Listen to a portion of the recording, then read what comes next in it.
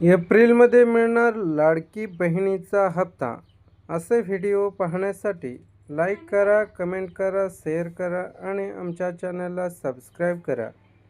मुख्यमंत्री माझी लाडकी बहीण योजनेच्या पात्र महिलांचा फेब्रुवारी व मार्च महिन्याचा रखडलेला हप्ता सरकारने एकाच वेळी देण्याचे संकेत दिले आहेत.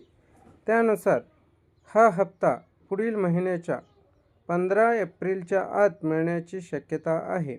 महिलांना या योजनेचा शेवटचा हप्ता जानेवारी महिन्यात मिळाला होता.